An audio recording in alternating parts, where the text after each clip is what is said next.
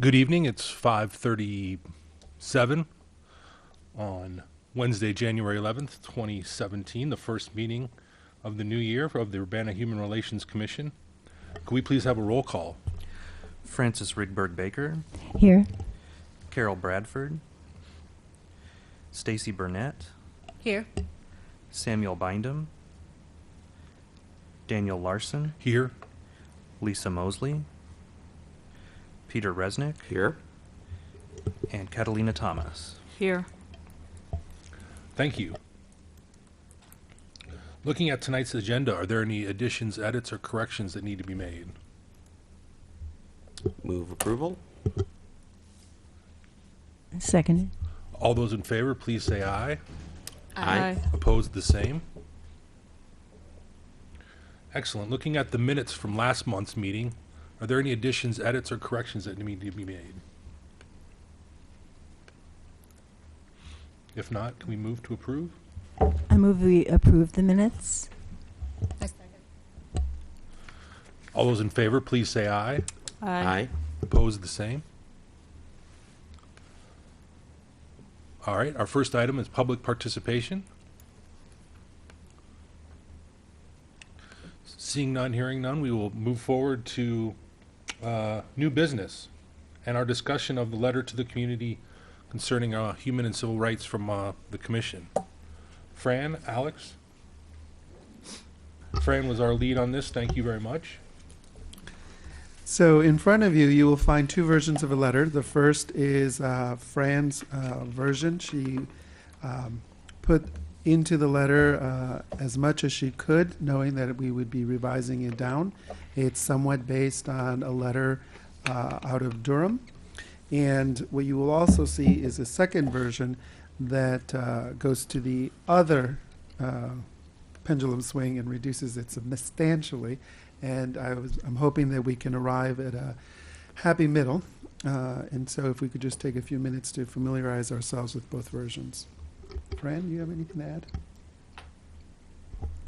No, I agree with that framing of it. There are a few other public statements that have, not necessarily public, but well-distributed statements that have come out, and from the university, for example, and some other communities. And I do agree that we should make it as timely, as timeless as possible. Make it not something like Austin, where they're boycotting all Trump products and things like that. So we're trying not to do anything like that. And I also think that one of the good things about the university letter, mass mailing that went out. Did you get it, Daniel? I did not. You did not. I can send that around to That would be everybody great. Thank you. because it's strong, yet it focuses on what they actually offer and what the university actually does specifically. And that's one thing that neither of these letters do, and I think it's a good opportunity. If we should cut this down, but maybe replace it with some more specifics, like in our pamphlets, that we protect all these groups, and we're very wide-ranging in our concerns about discrimination, and also specifically what areas where discrimination takes place that we are active in. And so it gets a little more specific as to, someone might read one of these and say, yeah, but what actually do they do? Or would this affect what happened to me last week? Or something like that. So I think putting a little more specifics in will keep it meaningful to people. So I just wanted to add that. It was my idea of a way it might be improved, whichever one, or something else that we go with. So.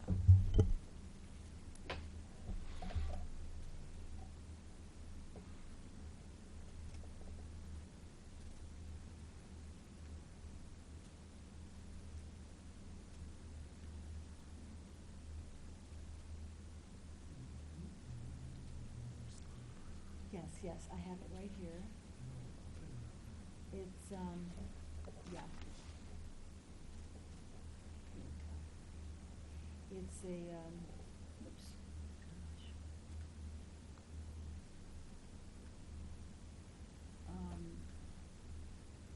It's a reaffirmation of a campus commitment. Did you ever make I'm sorry.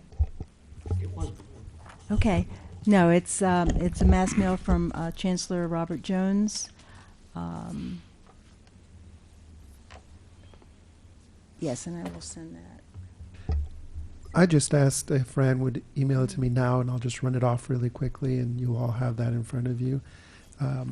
More than anything, if you can, if we can hammer out some guidelines, what the commission would like to see in a letter, what they would not like to see, then we'll go ahead and finalize a draft for you. I think that these are a great start, but let's consider that other source as well. I'll be right back. Peter? And maybe if somebody, since I wasn't here last time, could summarize sort of intent. Is this about the sanctuary city status and about protections for folks who are undocumented? Is this more about a general statement? Is it somewhere in the middle? Okay, I'm trying to get this to. I think somewhere in the middle, Pete, we talked about, we wanted to respond specifically to the mood or tenor of the community, but also in another way remind folks that we're here to help. That's what I remember from Yes. our discussion last month, And I think kind of a dual purpose.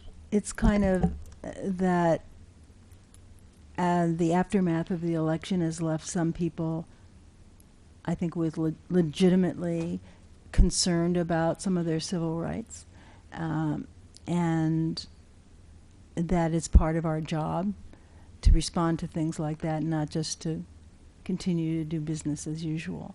I think that we owe that to our community. And we have to say, not just, well, let the city come out with something, but this committee is all about the community and how people feel in it, how they behave toward each other. And so I think it's real important that we make some kind of a statement, and others have. And so it's not like, in fact, some communities and some cities and mayors have made very strong statements. So, I mean, we can just say whatever we want to say, but I think it's important to say something, because otherwise we say nothing, and that's a kind of statement in itself. So I feel pretty strongly about it. So.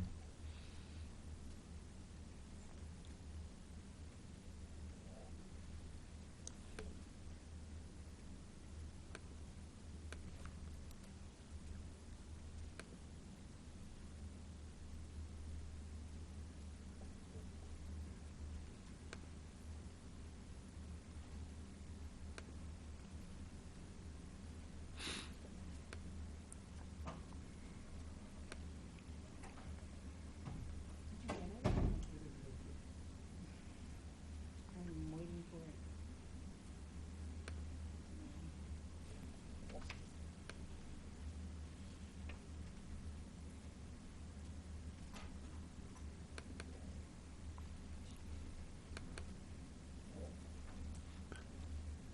Peter?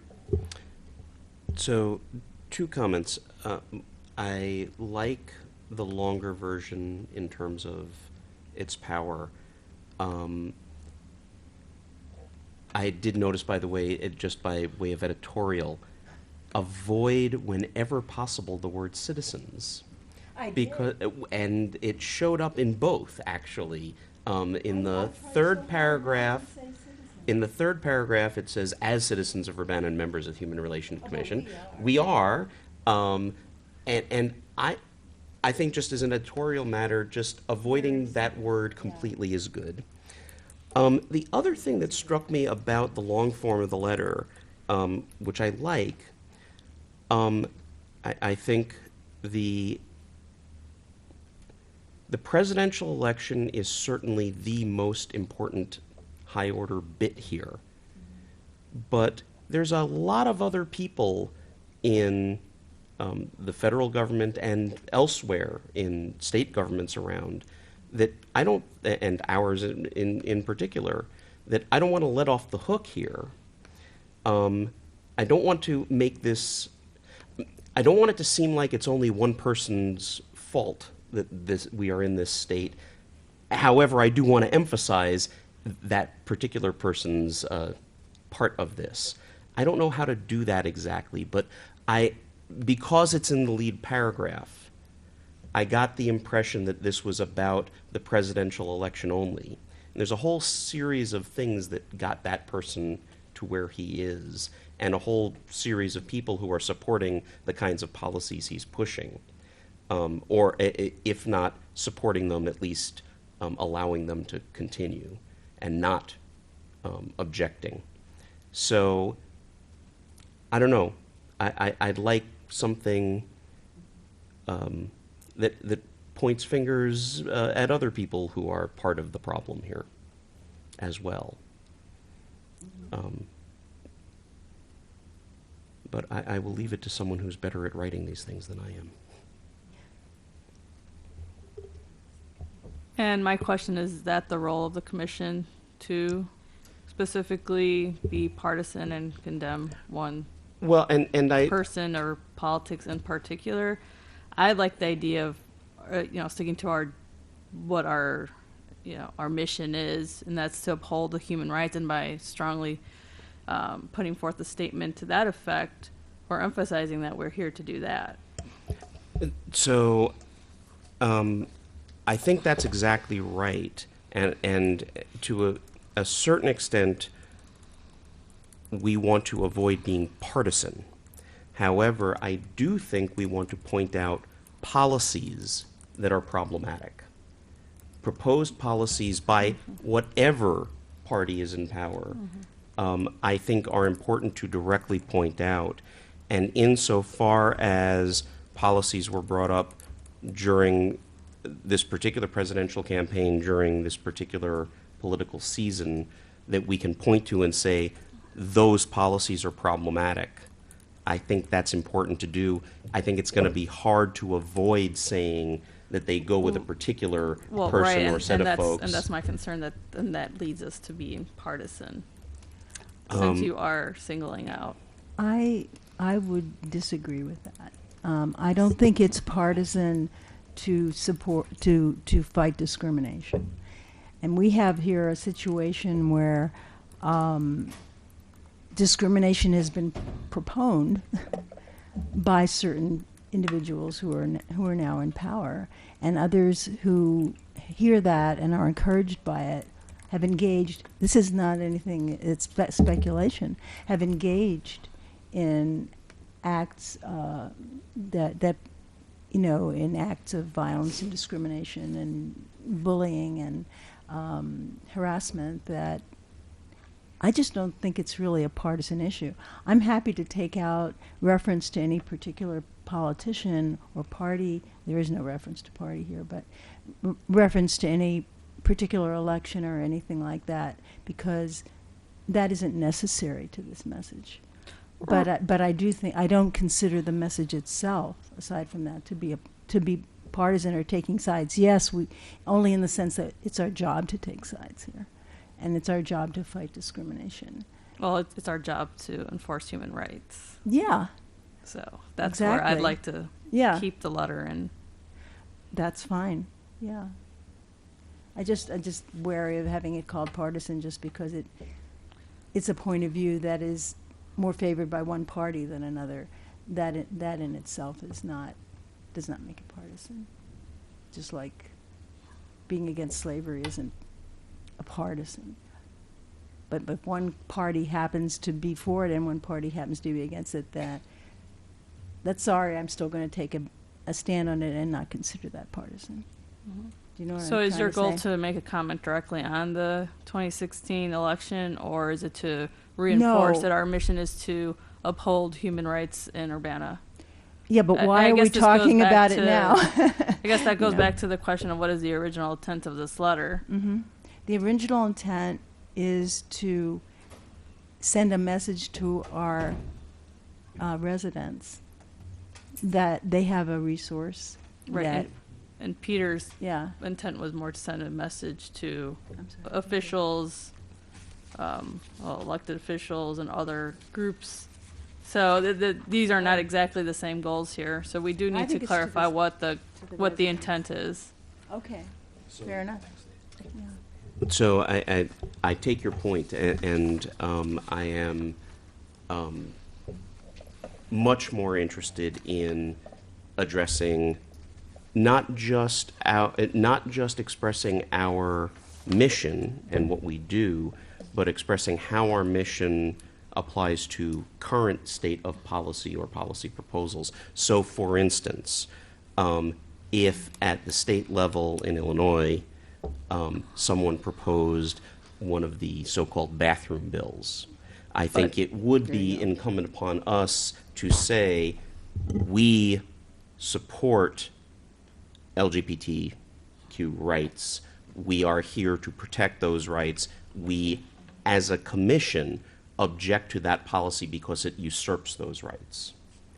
And I Right. think So as a general statement, I would agree, but we're speculating as to proposed policies. So I like to keep it to what we're doing, what our mission is, and an assurance based on what's happened that is our mission and we're here to enforce that. right, but I don't I think guess- this letter should veer into speculating what proposed policies will be either here or nationally.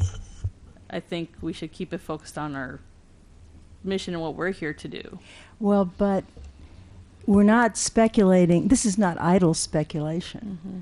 This is about what people campaigned on. This is the rhetoric of Mm-hmm. that campaign and the actual effects to date of that rhetoric and the promotion of those policies. This is not an imagined threat. Mm-hmm. That I would like to emphasize that. So are you proposing that the intention be to focus more on addressing certain officials and proposed policies, or No, more but back to your, acknowledging I'm them. just trying to clarify Yeah. what the Yeah, yeah. original intent is, because you're both saying things are not quite the same. That's fine. We've never discussed it, but I think well,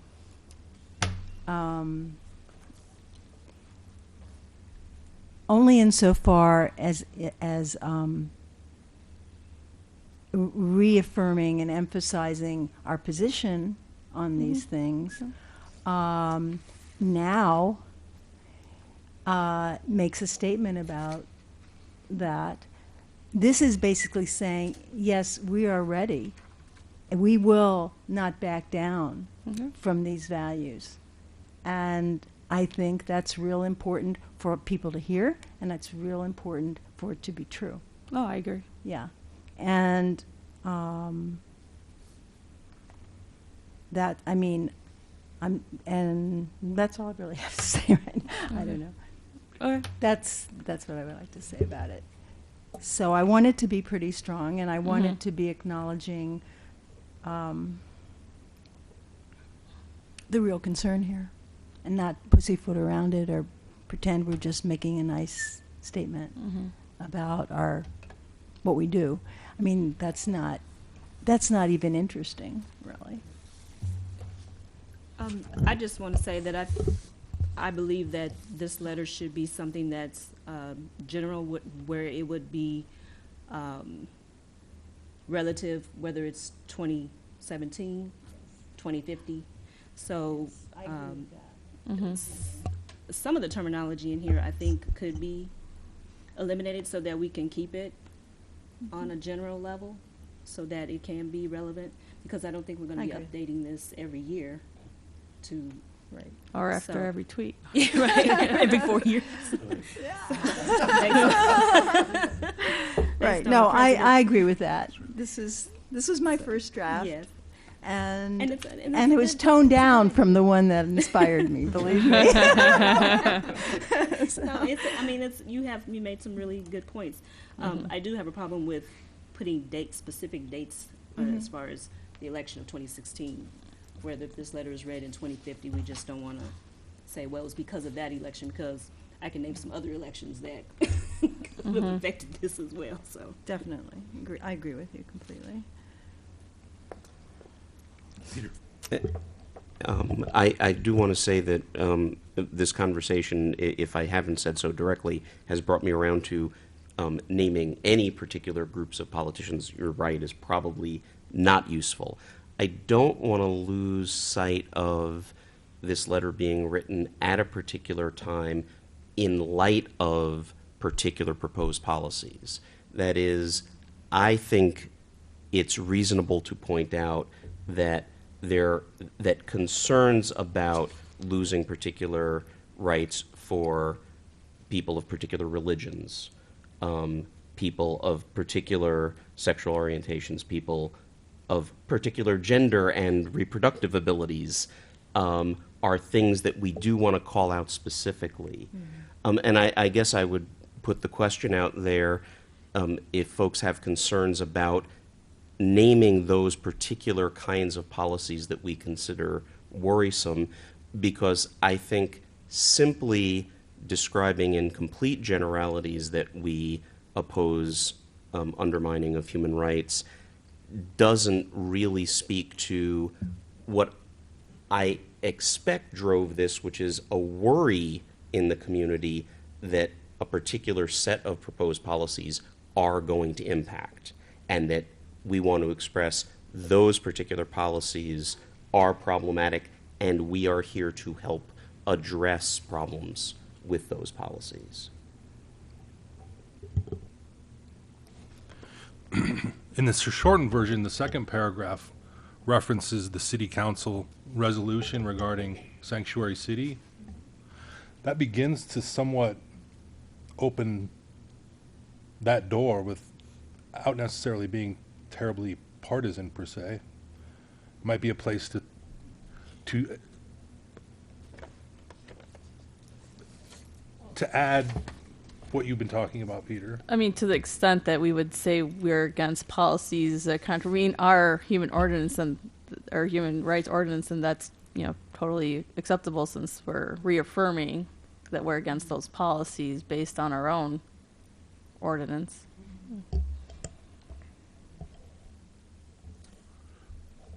Yeah, the sanctuary city one, it's actually, in the bigger picture, a relatively small thing.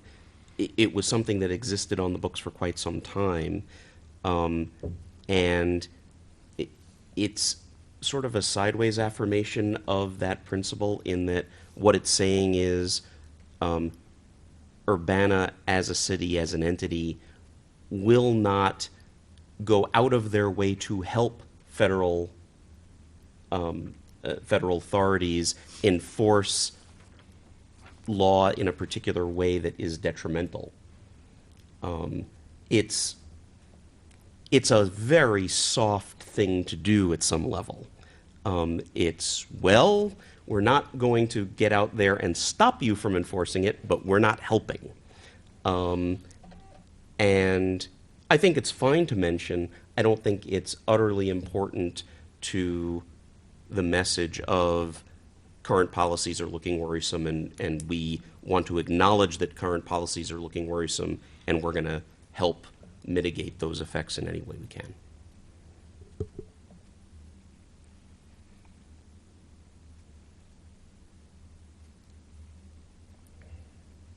I might add that the city of Urbana has, from time to time, that I've been personally know about and been involved in, made statements about the kind of community we are, the tenor of the town, the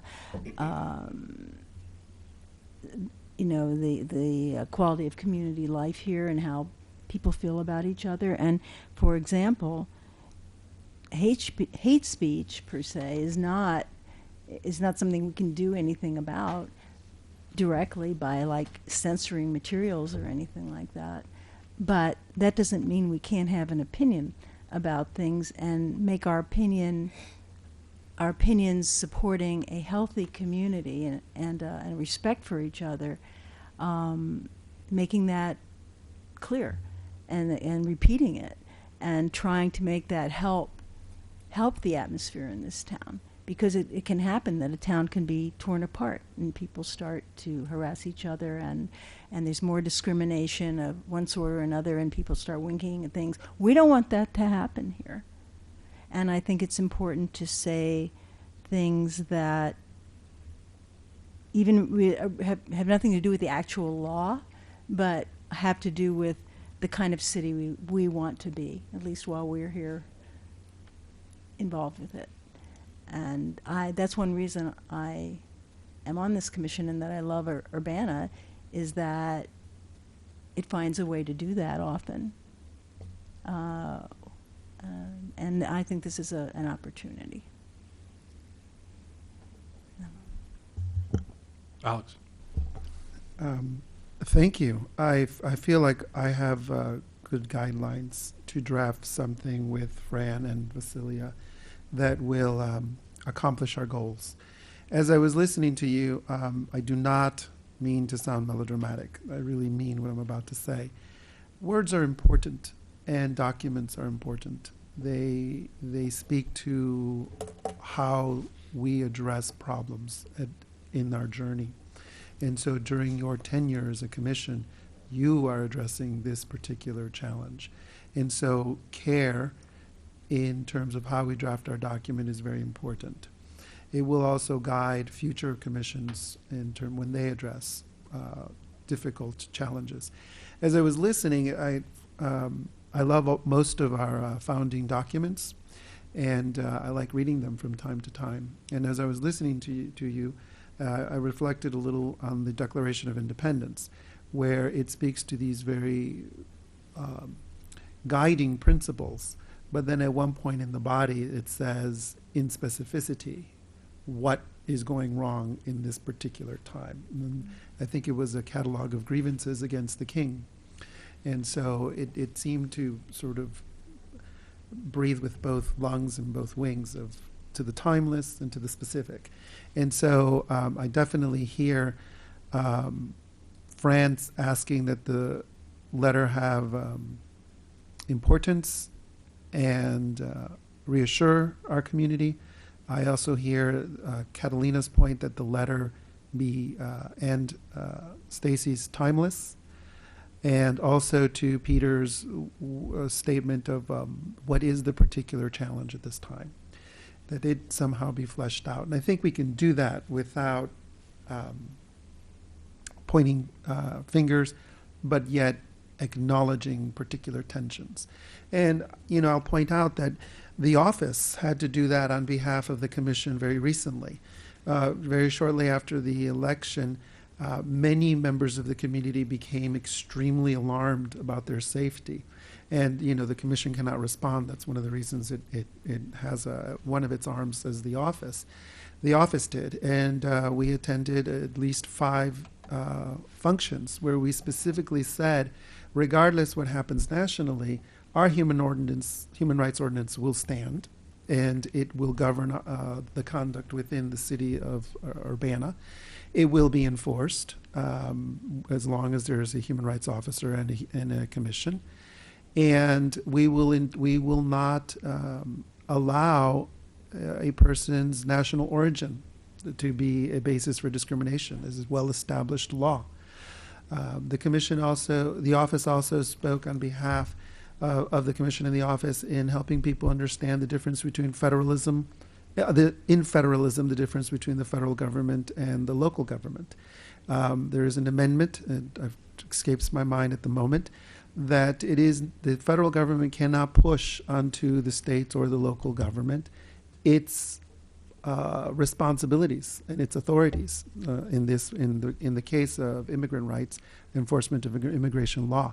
So it was really helpful to be able to respond to very concrete fears after a very concrete event, but to remind them that that event is not wiping out the infrastructure, the institution, and the offices that exist to continue to respond in this time. And so, as we work with Fran, we will try to bring that forward and get it to you for a review. And if you'll feedback, we'll bring it back for the February meeting, and it'll be very timely at that point to release it. So I just wanted to share that I feel comfortable that I have a sense of what you're looking for. Thank you. Any last comments? Could I just make one announcement? Many of you already know Vasilia Clark, who is sitting to my left, your right, I think. And I am very pleased to welcome Vasilia back to the Human Relations Office. Vasilia has had a very long and distinguished career with the city of Urbana, and she has helped individuals throughout her career. Many individuals embrace her warmly for all of the work that she's done.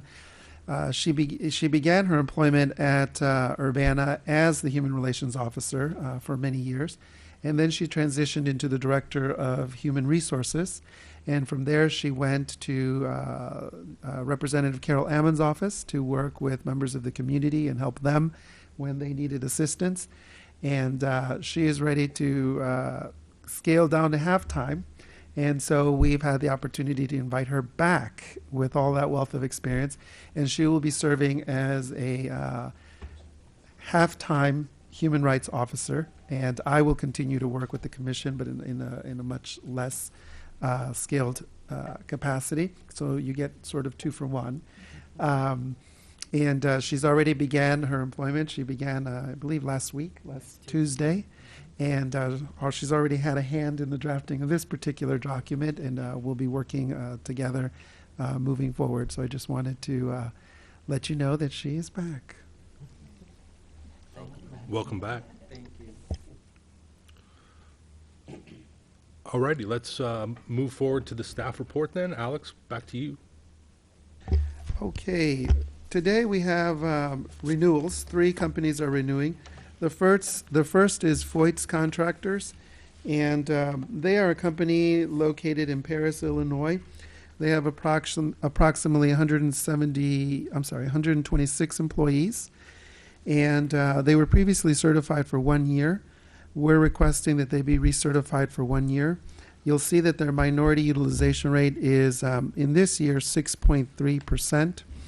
And they experienced a loss of 47 employees.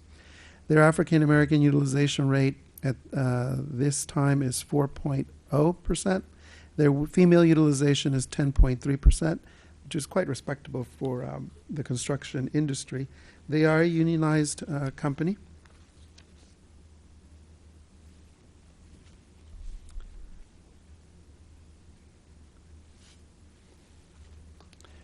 The second company that is applying for renewal is a smaller company, 49 employees. They are based out of Peoria, Illinois. They conduct underground construction. They have maintained the same workforce. They have maintained their same minority utilization rate of 8.2%. Their female utilization rate is also 8.2%. They were previously certified for 6 months. We're requesting that they be recertified for 6 months. In renewing this particular application, I had an opportunity to speak with the human resources individual responsible for recruitment in the company, and I asked them to submit additional evidence of good faith efforts to diversify. And she was able to submit to us additional information. You'll see that in the packet, they have taken steps to affirmatively communicate with the labor unions. I believe it's 3 of the labor unions that they interact with most. 4. Reminding them of their responsibilities to provide a diverse workforce pursuant to their, as a labor supplier for their company. And they also supplemented their data to let us know how many minority workers were in their employment at this time, and you'll see that it is 4. I'm comfortable that they're engaging in good faith efforts. However, I do want to see some additional good faith efforts in 6 months. In the packet, you'll also see a letter that was circulated within their organization where the human resource individual was increasing sensitivity and creating high profile awareness of the importance of engaging in rigorous good faith efforts to diversify.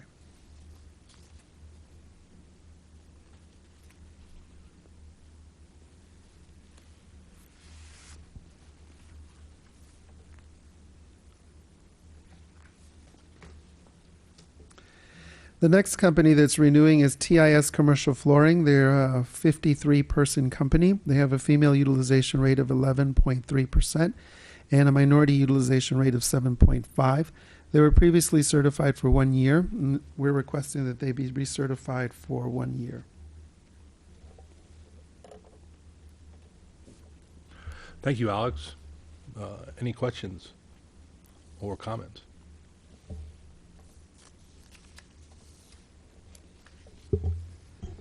So at least for purposes of discussion, I'll move approval of, now I've gone and switched screens, Voight's Construction for 1 year, Hair Construction for 6 months, and TSI Commercial Flooring for 1 year.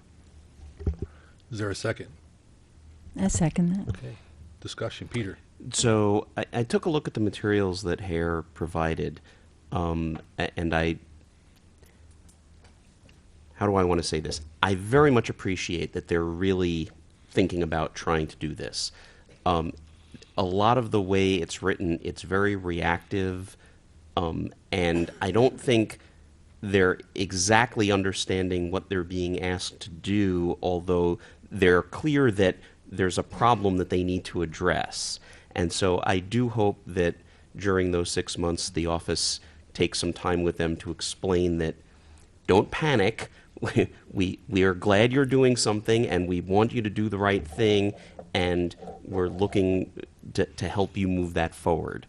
Some of it came off as worried. Some of it came off as, let's just do this to do this, without sort of understanding why they want to do certain things and how they want to do them. So I'm glad they're looking at that stuff. I'm glad they're trying to move forward, but I hope you'll help them get there.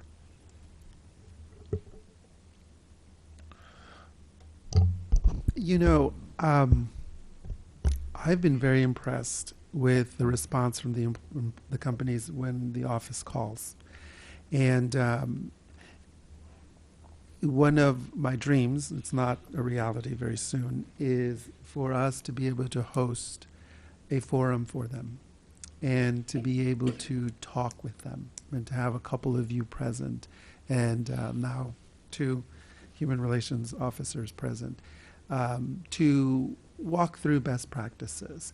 They belong to, I have said previously, and I'm not talking out of both sides of the mouth, I have said previously that they are members of very large societies and organizations, and lots and lots of money is spent around advising them on how to be compliant with the law at the federal level and the state level.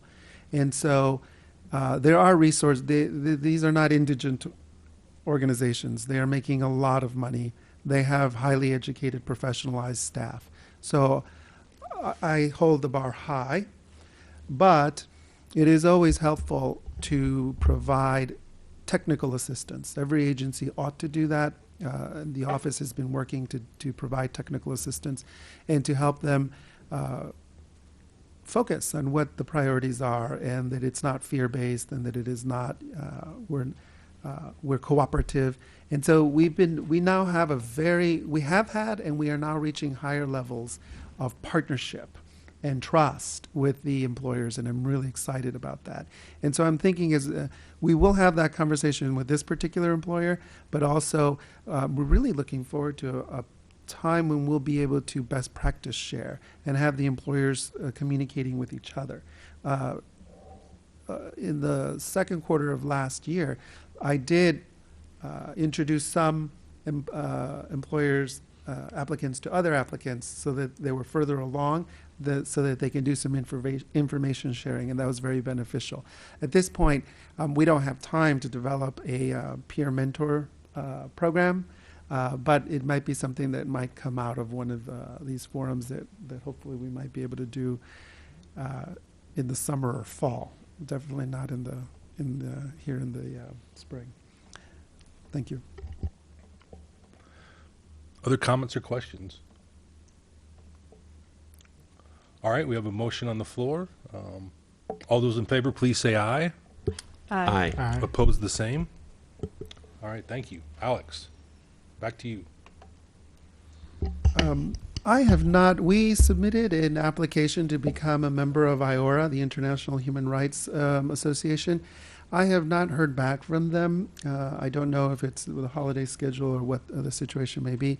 I intend to follow up with them and report back to you what the status of our application is. And so we haven't expended the money that you authorized. I think it was something in the neighborhood of $200 or $300. So I'll have an update on the next meeting. I also wanted to mention to you that we have had a meeting with the Illinois Department of Human Rights, and we had an election recently for the Illinois Human Rights Association, and I was elected the president, and Rachel Joy was elected the vice president, and Rachel, as you know, is out of Champaign. So there seems to be a lot of human rights activity coming out of central Illinois. We have had our first planning meeting, and we are going to be looking forward to helping the partnering with the rest of the human relations offices throughout the state of Illinois to do increased information sharing. And one of the areas that I'm very interested in increasing sharing is around the EEO review process for employers. And so Vasilio will be helping us with that particular project as well. In terms of calls, as I mentioned earlier, there continues to be a lot of anxiety around immigrant rights. Some individuals worried whether this is a safe, in the nation is a safe place to be. Some of that is understandable. Some of that is I'm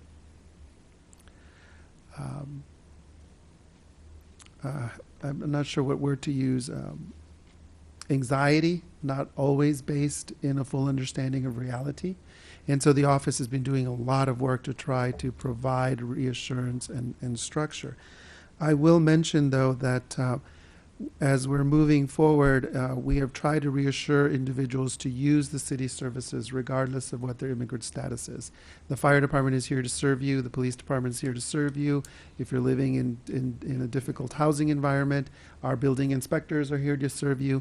None of us are concerned with what your immigrant status might be. We're simply concerned that we be made aware of what non-compliance there might be so that we can, of course, achieve compliance in partnership with whoever might be non-compliant. I also wanted to mention that there continues to be a lot of activity around prior conviction with respect to housing. So we are going to be having a forum of some sort to try to move forward the discussion of how does one evaluate prior convictions when evaluating the application of a tenant. Chicago's doing a lot of work on that. I recently attended with Rachel from Champaign a forum to look at what they were doing in the Housing Authority and the Department of Human Rights. So there will be some information coming forward so that you can look at that in the next 3 months. Also today I attended with Vasilia the coalition meeting of the Champaign Coalition, and there was some discussion there with the CU Fresh Start program, the 9 individuals that were asked to sign up who indeed signed up. We learned today that 3 have been discharged from the program for various reasons, and they now have 6 that remain in the program. And the is it case manager? The case manager, Dante, who's a wonderful human being, mentioned to us that in one of the individuals is preparing to enroll in a course of study at Parkland College, So we're very pleased. Another one is searching for employment, and there has been some difficulty with respect to employers evaluating employment candidates and their prior convictions. So very soon we are going to have to put out some guidance and some technical assistance in terms of what are the commission's expectations of employers and of landlords with respect to prior conviction. And I met with we met as part of the enforcement committee, I think in December. And that is one of the key agenda items. So we are now going to be scheduling a couple of working sessions, and we've identified a law student that will be joining us that can help with some of that legal research. It is going to be a tricky and complicated area, although most of the jurisdictions are starting to grab the bull by the horns, including Washington, D.C., and trying to come up with some guidelines and rules. As you know, public safety is a huge concern, and so trying to articulate a methodology for fair evaluation of prior convictions and maintaining the safety of the environment, whether it's an employment environment or a residential environment, is a balancing act. And the courts are continuing to rule and provide us some guidance, but we're at the front line of it, so we'll be producing some of that. So those are very big initiatives that are very, very much in the horizon, and Champaign-Urbana is right in the middle of it. The last activity I wanted to mention is we have appeared before the Urbana City Council a couple of times, the Human Relations Office and the Urbana Police Department, to continue to make ground on the disparity study. And our crime analyst has been producing some additional reports that are teasing out how it is that we engage in policing. And there's going to be there's a standing meeting that we will present to the council, and I will present updates to you as appropriate on where we are. Increasing transparency is going to be a key initiative, and so we're working to put onto the website how law enforcement occurs in Urbana. What are our metrics? What are our trend lines? And in the spirit of that, I'm also working on producing a couple of tabs in the Human Relations Commission website that will begin to speak topographically to certain issues. So the African American community, the immigrant community, which is a major concern right now, and the community that has prior convictions, and seeing if we can start putting out some tools and some resources so that they can educate themselves and so that they can communicate with us. So that's a project that's a little time intensive, but we're about 25% done with that one. So at some point, you'll have an opportunity to engage in some very serious review and critical feedback, because we want to put something out that is helpful, but not non-actionable, that actually can make a difference in their experience. And that's pretty much the activity. Peter. So on the prior conviction regarding employment, you'd mentioned that folks have been running into some problems. We did, as a commission, put out, actually just before you came on board, technical guidance for how companies should deal with that. Are we finding that it's in some way hard to apply, that they're simply not applying it, or have we run into, you said there's been some court decisions, are we finding problems with the guidance we gave? The guidance was disseminated. It, like every initiative, it could use greater outreach. And so one of the things, so we need to get the word out in a deeper fashion. For example, just the other day, someone approached me in the housing environment and said, "Is there a model lease? Is there a model application?" And I thought, oh, no, there isn't in Urbana. Some municipalities do put them out. So I pulled the research, and there's a folder now on my desk of what that might look like. And so that would be, of course, a conversation with building and legal. And it would be wonderful if we could, if the Human Relations Commission could provide a model lease, and that's actually tied to our code. And so actually we have a rough draft right now finalized. But the other thing is, with respect to employment, if we're talking about the same guidance, it was brilliant. It heavily relied on an ADA analysis. And ADA specialists sometimes struggle with the analysis. So it's pretty rocket science right now.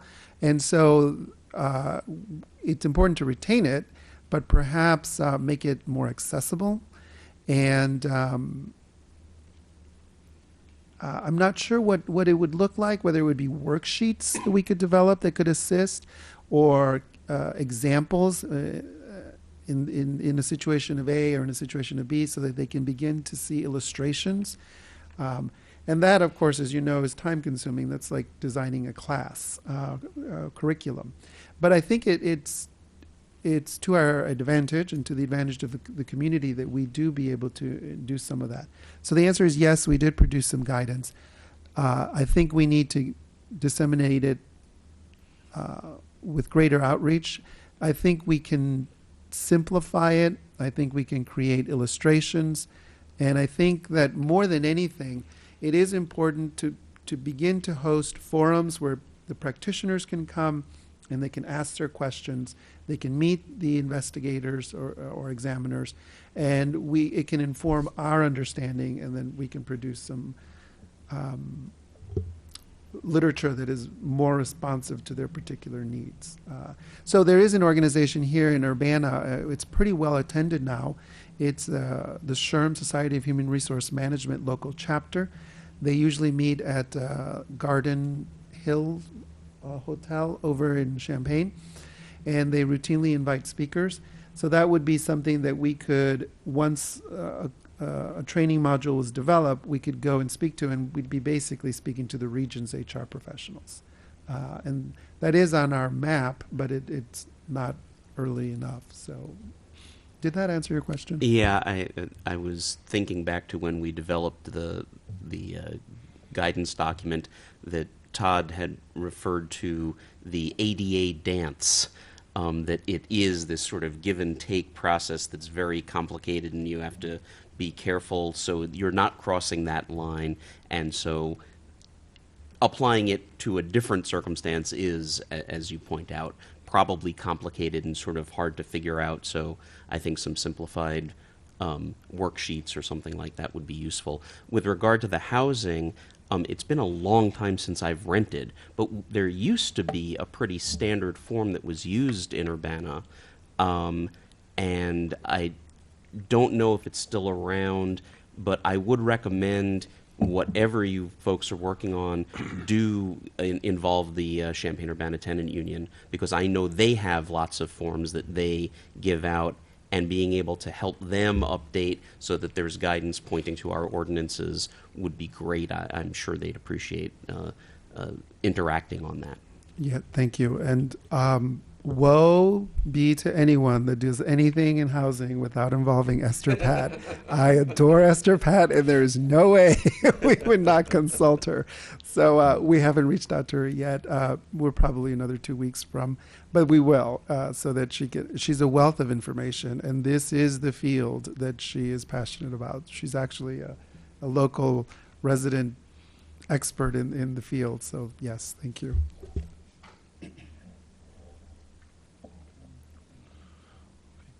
Alrighty, well, let's remind the community this Friday at 4 p.m. is the annual Champaign County Dr. Martin Luther King celebration. It begins promptly at 4 o'clock in the Parkland College Commons, and it ends promptly at 5. It is a well-oiled production that is always engaging, enlightening, fun, entertaining, thought-provoking. So, of course, everyone on this commission is welcome. Everyone in the community is welcome. It's a great time. I encourage you guys to go out for that if you have the time. Any other announcements? Vasilia. First of all, I'd like to say I am honored, truly honored, to be back at the city of Urbana. I look forward to working with Alex, who I think the world of as a human being, and I think he's ideal for the challenges that the city faces. And I also want to let the commissioners know today is Alex's birthday. Critical Well, announcement. happy Happy birthday. On that note,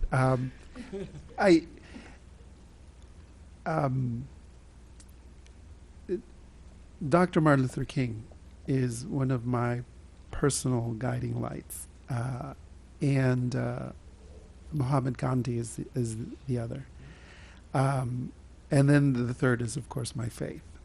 And so, what I wanted to mention is that this Friday is very special. It's very, very special, and I am not a partisan person. I don't like politics. It continues to surprise Mayor Pressing. And people are not Republican or Democrat to me. They're people. And what I do want to mention, though, is there has been a lot of tension and anxiety, and a lot America had a robust discussion leading up to this election and had an election. And this testifies to the peaceful transfer of power, and that regardless of who holds our offices, power always rests with the people to determine, and it's the people that defend through their institutions their rights. So it's so timely that we're doing this statement, because the institution of this commission and the institution of the Human Relations Office will continue to do its work.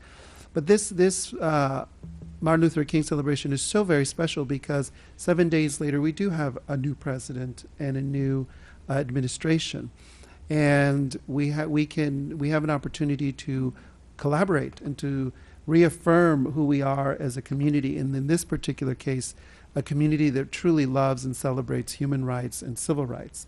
So it's imperative that everyone attend to reaffirm their commitment and to collaborate with one another.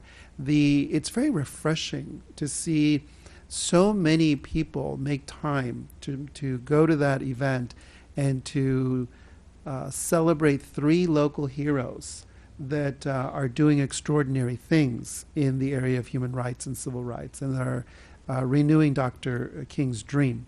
And so I won't tell you who they are. They've already been released in the press, but it would be wonderful for you to be able to come and to witness the work that they're doing.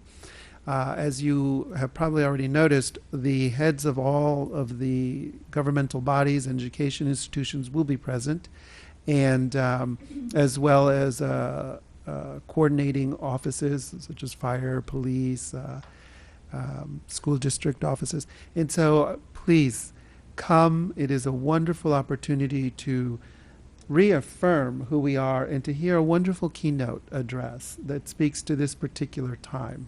There was an address, as you know, in Chicago by exiting President Obama that I was in a function and I couldn't hear, so I look forward to hearing it tonight. But please do come. It testifies to who we are as a community to honor Dr. King. Thank you. Any last announcements? Alrighty, we are adjourned.